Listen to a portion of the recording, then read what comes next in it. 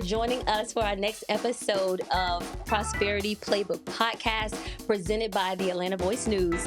And this evening, I have two gentlemen on the couch. Aren't they so handsome, y'all? Aren't they handsome? We have Kay Bachi and we have Chris Campbell.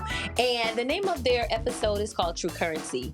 And one of the things that I kind of coined over the last, I'll say 3 to 5 years, once I finally started learning how to evolve in my spirit, was energy currency, and how your actions and your deeds speak way more than physical money. So that's the name of their actual episode, and I'm super excited to have you guys. Thank y'all for being here. Thank you for having us. Thank you. Appreciate it. So here's our icebreaker. One of the strange things about human beings is that they value only that which has a price. And Napoleon Hill said that in his book, Think and Grow Rich. Even though this was stated and written back in 1937, why does it still hold so much relevance in 2024?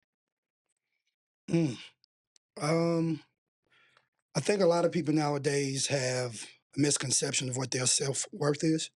So, it's hard to understand the value of something if you don't know the value of yourself. That's real. And so when something is tangible and somebody else can tell you the value of it, it's a lot easier to, be attracted to that. Yeah. But understanding the value of yourself is way more important. So, not being able to have somebody else tell you what you should and shouldn't value. So, I think that self-evaluation is a little bit more important. I think people struggle with that nowadays. Yeah.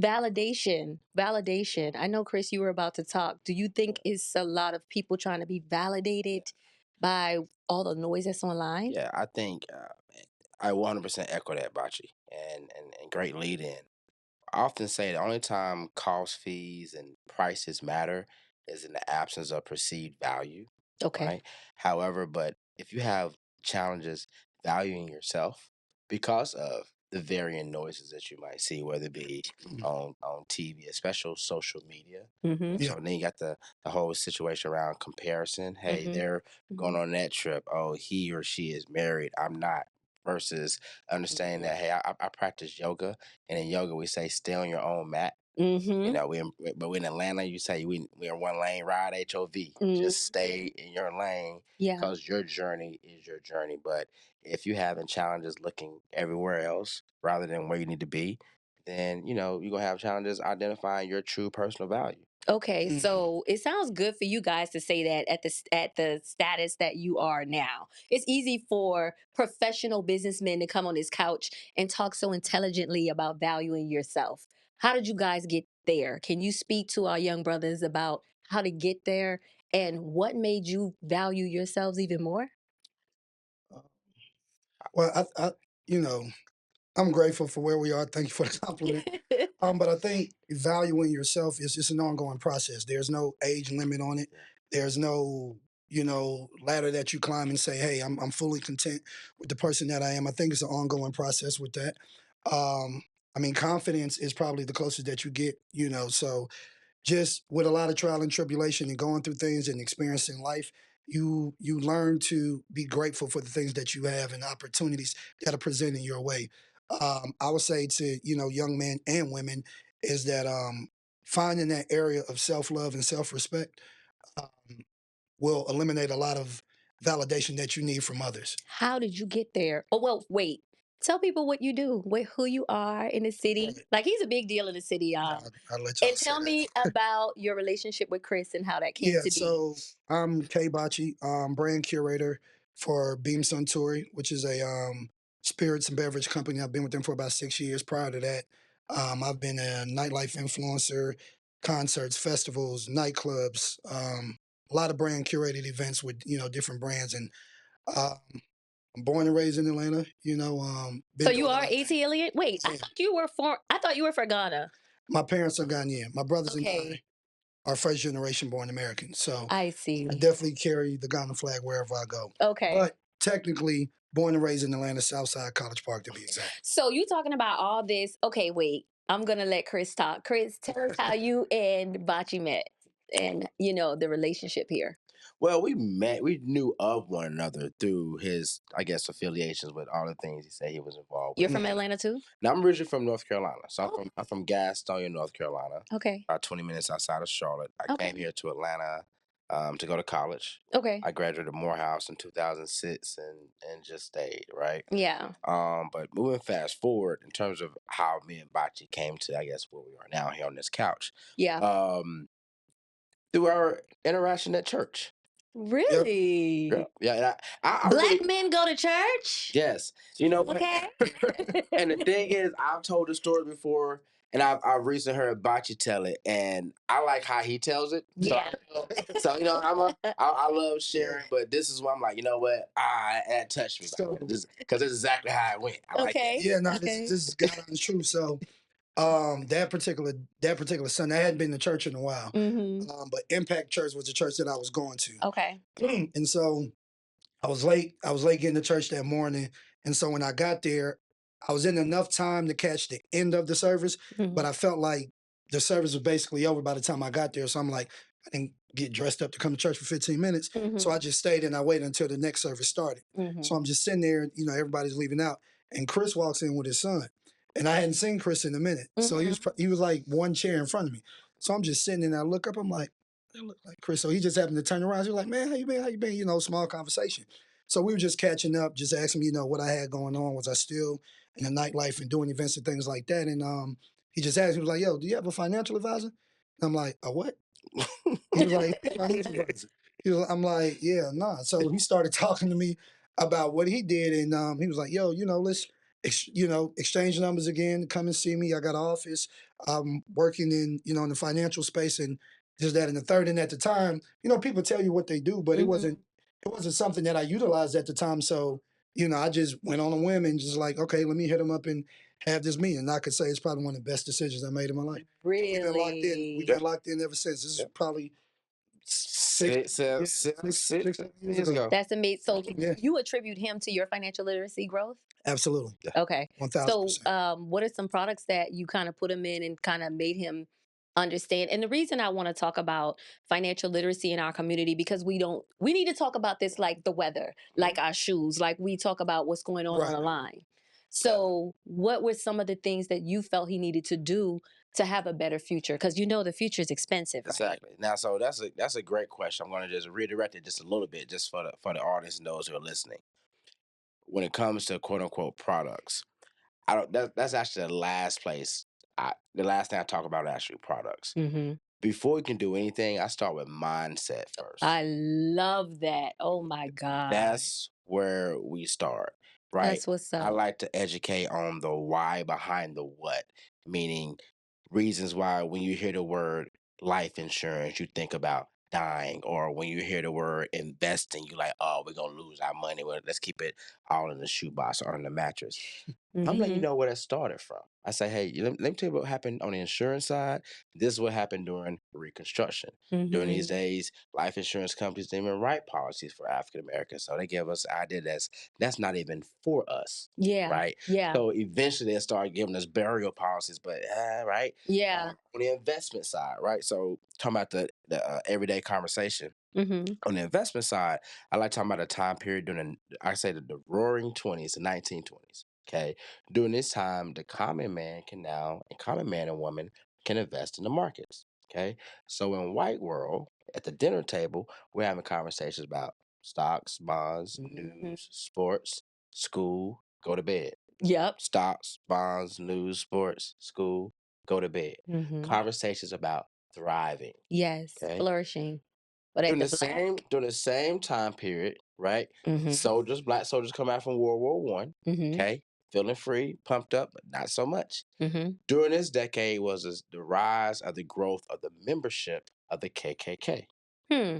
Okay, so in our community, while they're having conversations about thriving, we're having conversations about surviving. Better put them in that shoebox. Better put it in that dresser. Wait, Chris, I gotta say this. And when the life insurance man came to our house, y'all better go in that room and sit down. Stay out the way. Instead of saying, come and in. sit and talk with us so y'all can understand. Yeah. Because the thing is, we were never ever given. I think about John Hope Bryant. Okay, and how he often talks about how we were released from being slaves, but just go be free. We were never ever given like true structure, especially when it comes to our family. Yeah. The family is a business. The key Mm-hmm. people are those elders who are still alive. And we need to be having conversations about, hey, should something happen to you? What happens? If we're in business together, we need to Mm-hmm. know exactly what's going to happen, where things are moving, should anything go left. But we don't have those conversations. We keep everything close to the vest Mm-hmm. because we don't want nobody in our business. Oh, we just so bad about that. People dying with secrets and kids and But you brothers and can't sisters you heal, don't know but about. you can't heal what you don't reveal. When you Absolutely. go to the doctor, they need to see their health records before they Mm. see you. You go to the dentist, we gotta see the X-ray before we do anything. Yeah. Yeah. That's it. Great, You gotta great, be great. vulnerable. That gives a great segue into this next question.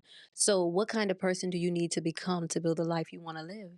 Is it all based on mindset, or is it based on discipline and consistency and things like that? I think it's a combination of all three. All that. But most importantly, what is your relationship with God?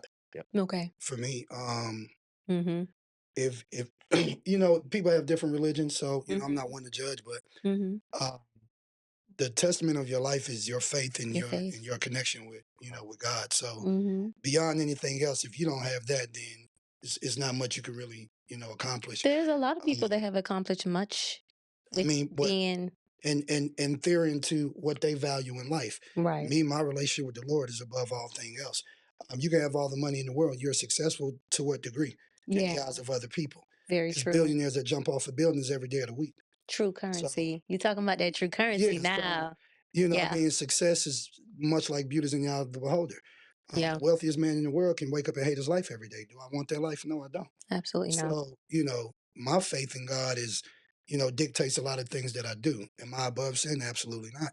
But at the same time, I know the values and the morals in which, I entail as a man in my integrity is based on my faith and my relationship with the Lord. So I love for that. me, that, that's what it is. That's And amazing. I would add to that and say that you mentioned the discipline, the mindset, Yeah. but you mentioned the faith. I think it's all those things. Yeah. It's like Yeah. if I, I'm not a chef, but I love to grill. Yeah. Okay. And I have a whole routine when I'm grilling Mhm. and all my things. If one thing is off, it ain't gonna come out right. Mhm. So therefore, Mhm. what I'm speaking to is it's all of those things, right? You gotta have a relationship with It's a God. It's amalgamation. yes, Amalgamation. It's exactly. a blend. It's a hodgepodge because Yeah. that discipline. I love the discipline part because it's like the only way you're gonna grow Mhm. is if you become uncomfortable. Yeah. Okay. Yeah. That's the Mm. only way Yeah. you got it. You have to become Mhm. uncomfortable. Me, I love to work out. Mhm. I work out best. My days go better when I work out in the morning. Mhm. Me Okay, too. my Yes. morning workout because now That's a fact. I can Mhm. power into my day. Mhm. At the beginning of the Mhm. podcast, talk about energy. When we have these conversations, I love when I'm on the phone at 7:30, 8 o'clock. They're like, "What? Hey, how you doing?" People feel that. Yeah, they You know, can. It and transcends. yes, and my It clients does. say, "Yeah, I want to. Where your office? I'm coming to visit you because I need to feel that people be going through different things. So Yeah. whenever Yeah. you can have that and be that beacon, just like how Jesus walked, it's Mhm. no different. Yeah. Be that for the people, but you Okay. have to pour into yourself in order to do that. Okay, so okay, so they're talking about all this good stuff, right? So how come we don't hear these kind of conversations online? Where are the men like you online when it comes to having these conversations, especially in our community? I mean, they're around. You just have to seek them out. You Man, got to seek them don't out. get me started. Yeah, because you Man, at at my age, right? Mhm. I can still remember a time where there was no social media, Yep. right? We Yep. still played outside. We still drank out of the water hose. We still Yep. came in when the street lights came on. You went to Savannah State, I didn't did. you? I did too. So we're Yeah, alumni or whatever. for So sure. we come from that era. I'm an 80 baby, but I'm not gonna tell you my age, Right. But I can attest to that too. Yeah. So, what social media does nowadays, it tricks people into believing the highlight reel in which they post, right? Every other podcast is relationship based, but none of these people are licensed therapists. None of these people No. are licensed psychiatrists. Right. So it's just Right. what is what you feed yourself, right? Yeah. I'm somebody who works out often. Mhm. It's hard for me to get up and go. work out if I don't put the right things in my body, Yeah. right? If I Yeah. have a strict diet of junk, fast food, alcohol, and other things like, I'm gonna be a shipwreck every time I go to the gym. It's the same thing with social media. So these type of men, not saying we the exception or anything, but there are these type of individuals that are out there. It depends on who you follow, because the algorithm is gonna, It's gonna it's based on gear what you go and seek out. and what you like and what yeah. And Absolutely. all that good stuff. And at the same time, people thrive off sensationalism. Yeah. So, speaking positivity doesn't always get a reaction out of people. It's boring. Oftentimes when you see Right? clips, it might be a 15-minute interview. They gave you those 30 seconds and you had 3 weeks worth of people talking about in their reaction. Yeah. It was just in that small clip.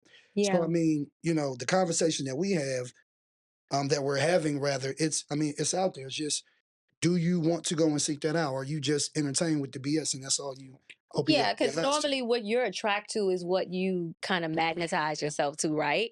So if you're attracted to inspiration and positivity, then that's what's going to show up on your feed. If you're not, you're going to see the girl from Charleston talking about popcorn shrimp and, on baller. Like, it's just, I'm tired of these conversations. Yeah. It's disgusting to me as an educated woman. So that leads me into the next question. How are you creating awareness to these millennials? Like, how are we fixing the financial literacy in our community? That's our job, y'all. We're going to be 65 in the next 20 years. There may be no social security. There may be nobody to feed into that system for us if we don't do our part, right? Mhm. Don't they come behind us? Absolutely. Isn't it our job to lead them? What are you guys doing?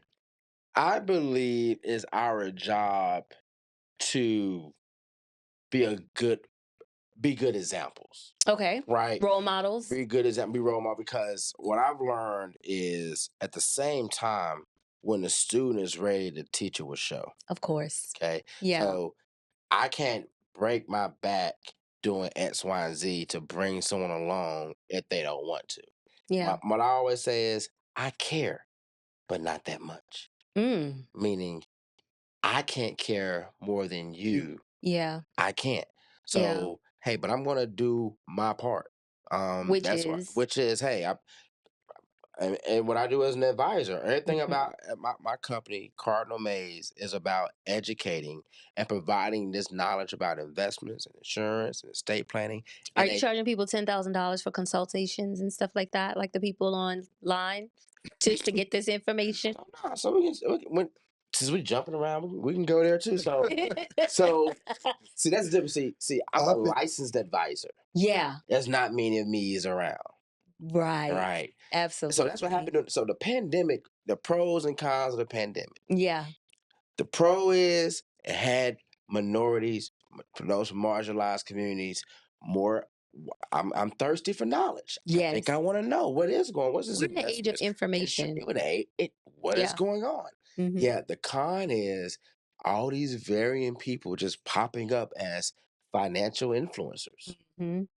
and not understanding how wealth works.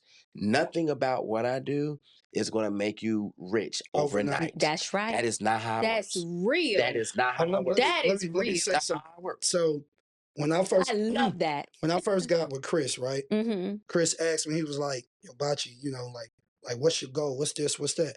I'm like, "Bro, listen, man. I'm gonna put up 100K and then I'm gonna figure it out." And so, when we got to that point, I would go and have meetings with him, and when he was speaking, I didn't understand none of it. Right. You didn't You know what I'm understand the saying? lingo. I'm like, bro, what? I don't. What you're saying to me is a foreign language. So and he will tell you this. When we first started working together, I tell him, say, yo, talk to me like I'm the dumbest person you ever met. I'm not gonna be offended. I would Mhm. never act like I know more than what I know. And I think a lot of people they go into new situations That's true. with this ego, afraid to learn because oh man, I thought you was it. Bro, I can be egoless. You know what I'm Yes. saying? Let me know what I don't know. And so when he broke down life insurance, when he started talking to me about brokerage accounts and things like that, I'm like, oh, okay. And I think that's a big part too, like to what you said about, people charging for these courses is that Mhm. somebody with a couple of dollars, Mhm. they will throw their last at a get rich Quick scheme. quick scheme, right? Mhm. Because for one, they probably don't have the patience to sit down and learn. Mm-hmm. And for two, they really don't want to learn. They just want the reward from it. Exactly. And so what happens is you get a lot of people that appear to be wealthy or appear to be rich. And that's the bait switch. That's what they use to drag you in. Little do you know that they're rich based off these courses that they're finessing you with. Yep. Right? They probably didn't do a half of what they're selling you. What you see, those houses, those cars, is the result of you paying your money, hoping to get that type of information. What I learned from him, I go and tell it to my friends for free. Like, yo, did you know that you can use your life insurance as a savings? Did you know that? Pretty much. I'm a brand new homeowner. Yeah. Am I lying? Okay. Brand new homeowner. That's amazing.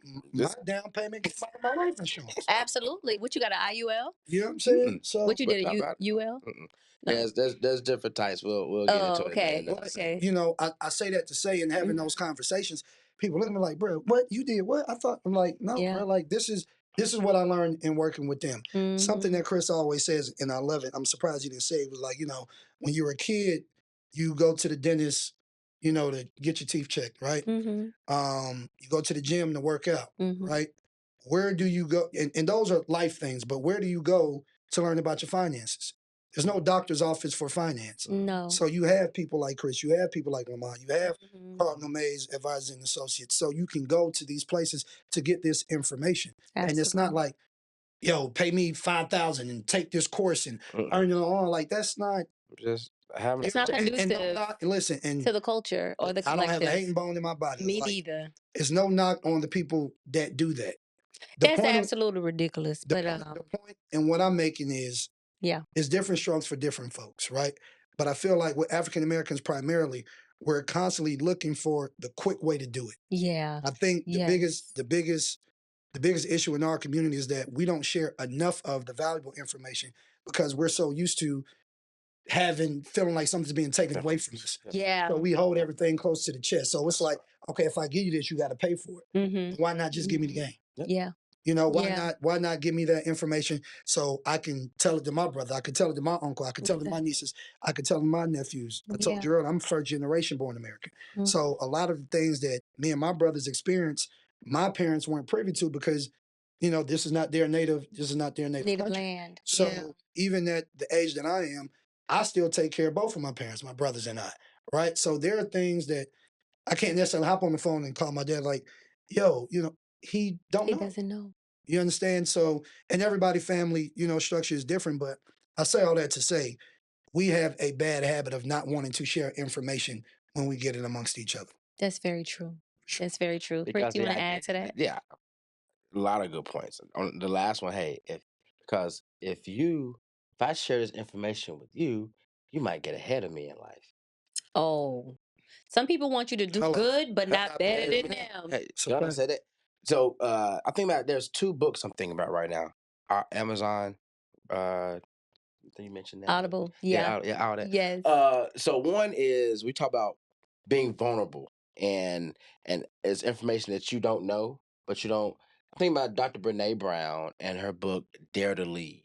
And it talks about she's amazing. Yeah. It talks about chapter 2, rumbling with vulnerability and courageous conversations. Courageous conversations are those that, it can be very uncomfortable to have, but once you have them, they're freeing. Most time, a lot of families, businesses, relationships fall apart due to inability to have what I call courageous conversations. Well, in the sense of this wealth conversation and so on and so forth, I tell people, you know what? You need to have a courageous conversation with yourself that I don't know this. Yeah. Yeah. Yeah. And to the example that Bachi was alluding to is that, since you were a kid, you have nice teeth. You went to the dentist as a kid, so now you go to the dentist. Yeah. Nice and healthy. You was a kid, you went to the doctor, so now you go to the doctor. Yeah. When we were little, not too many of us was going to meet with the financial advisor and the CPA. No. So now as an adult, you're supposed to just know to just do it and be comfortable doing it? No. Right. Not at all. So that's why, a lot of our clients are first generational, but it's okay because of the education that's needed. But the thing is, if you're open to it, you're fine. Yeah. When the student is ready, the teacher will show. That's what I'm talking about. Absolutely. Mindset more than anything else. Yeah. The second book I'm thinking about is from Lewis Carr. He's the VP of media for BET, and his book is called Dirty Little Secrets. Dirty Little Secrets is a play on words where we're really talking about, hey, you know what? I've already experienced this. Let me share this with you, younger individual, so that you don't actually have to learn the lesson. Make the mistakes You that don't I have made. to. You shorten the learning You curve. shorten the learning curve. Yeah. Hey, you know, but here's what happens with wealth in our community, right? Where I say this to my clients all the time. More often times than not, you don't have a mom or a dad, a grandma or grandpa, that when I make the recommendation around this investment account or this life insurance or this estate plan, to say, hey, mom, dad, my advisor recommended this. What do you think? How did this work for you 30 years ago when you did it? Tell me how this investment account, where as you was getting 7-8% for the past 20, 30 years, how'd that work for you? Oh, you didn't do that. We don't have that. Yeah, they don't know the value of compounding interest And and how compound it's the interest, eighth wonder of the world, right? you. Exactly. but listen, Yeah. why do that? Because it's a difference. The challenge is delineating the difference between making money versus growing money. Making money versus Yeah. growing money. I like that. Many folks are always, hey, this is how we make it. That's great. But it's what you do with it. Yeah. This is where the disconnect is. Yeah, it gets convoluted there. Yeah. Yeah. So That's what's up. yeah. Y'all, we done ran out of time. Y'all don't have to man, come back man. another time. But Already? listen, we go hold on now. Wait. We got some. Let's have some fun before y'all go. Right? All right. So I'm gonna ask 3 questions. Y'all both can answer it. All right. Do you believe it's your right to be rewarded with riches based on the value you create for others? One more time. Do you believe it's your right to be rewarded with riches based on the value you create for others? Not based on, but I always say you do well by doing good. Absolutely. Yeah. So Yeah. you think you should get paid for it? Yeah. Yeah. Yeah. What about you? Yeah. Yeah. You should always get paid for the work that you provide for other Yes, you people. should. Yeah. You absolutely Yeah. should. You know what I'm saying? Okay. I think about Ain't what I nothing had to, wrong with that. I think about what I had to do to even get to this place, right? Yeah. All the way from the beginning. I mean, like my pops died before I was born. My mom never graduated high school. Yeah. I grew up in a household, dope, domestic violence, you name it, I saw it. But I've always had a plan of my life. God has always kept me. That's That's amazing. why that's just why I know that's been like that since the beginning. That's why I'm a huge fan of my church. Love my church, Dream Center. Shout out to Bishop William Murphy. That's I love my Dream Center home. Y'all was doing a swag and sir, was that y'all? Yeah, that was our church. That wasn't that Okay. day, but that was our church. Okay, y'all was swagging and serving on New Year's. Come on, That's what's up. we're a church for all people. We're a church for all I people. love it. I love it. I think church is really not the building. I think when you are aspiring, when it comes to the faith, I grew up in a really, really Christian household. Like my mom used to answer the phone, praise the Lord. Like it was ridiculous. So I've evolved into not being a religious person, but a more spiritual person. So Absolutely. for me, that's what it's about. I say that all the time. I'm glad you said that. Yeah. So I think these type of conversations needs to be had too, because religion has paralyzed a lot of people. It has put fear in our community when it comes to certain things. But that's another, when y'all come back, we'll talk about that. Okay? Back in April. Okay. Financial Literacy Awareness Month. Okay, most definitely. True or false? Failure is a trickster with a keen sense of irony and cunning. It takes great delight in tripping one when success is almost within reach. Is that true or false? Say it one more time. Yeah, that was a ton. extra on that. Yeah. Say it one more So time. Napoleon Hill said this. He said, failure is a trickster with a keen sense of irony and cunning. It takes great delight in tripping one when success is almost within reach. So basically what it's saying, as soon as you're about to make it, That's when all hell breaks loose. Like my purse got stolen. They stole all my stuff. They broke into my house 3 times. I have to move. I signed a lease for 3 years. And I'm like, I wanted to stay here. And God was like, that's not the plan I had for you. So it makes you want to quit. I like that. But I can't quit. I done came Yes. too far. Yes. And let me so yeah.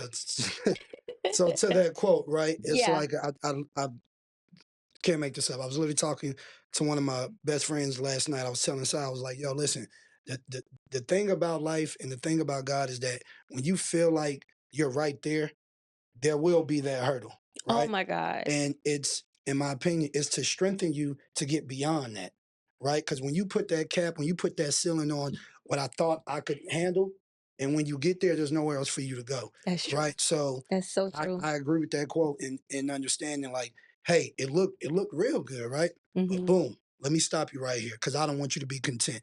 Yeah. You get what I'm Yeah. saying? So to that point, I would agree. Stretching my faith has been the most instrumental thing that I have done over the last year. Yeah. You got to stretch that faith. What you want to say Yeah, about that, I'm Chris? thinking about the book, another book right here, From Good to Great. My boy be You be booking. reading. So as y'all can see, Booking. reading is fundamental. And if you don't want somebody to know something, where should you put Put it? it in a In the book. Put it in a book. Oh, because Mhm. I think I love. Side note, everything about this. When I talk about like wealth and everything I educate my clients on, I give them the book with it too. That's Like, hey, amazing. see, here's a paragraph from the book. What would the Rockefellers do? Right there. Yeah. Yeah, The Power of Zero. Yeah, Morgan Housel and Psychology of Money. That's why he says it right there. Yeah. that's important. Yeah. That's so important. But yeah, Good to Great. It talks about hey, going up the hill, trying, Mm-hmm. keep getting pushed down, Mm-hmm. going, pushing. But at some point, you're gonna hit what's called your flywheel. Okay. Okay. No, your tipping point. Tipping point first, and then you go on what's called your flywheel. Okay. So the challenge is most people never make it to their tipping point to even reach their flywheel because they gave up. Give up. When it was, and there's always an image of you push or push it. As soon as you give up, it's like one. If you did like one more hit. yeah, one more. Diamond ball is Oh, right there. Yeah, Yeah. for sure. But Yeah. what it does, it because this side it's not for everybody. Oh, entrepreneurship is not it, not man. for everybody. It's not. Entrepreneurship ain't no hoe and it ain't for the weak. Everybody want to be Okay. an entrepreneur until it's time to be an entrepreneur. Oh my God. What you mean payroll? But I ain't even get. But you. Oh, 40 hours. What? You don't work no 40 hours. You work 60, 70, 80 hours. Yeah. When you used to want a 6-figure income, but then you get a 6-figure payroll. You be like, wait, what's this? I know. Yeah. Yeah. We got to talk some more. We just didn't have enough time. I got one last question.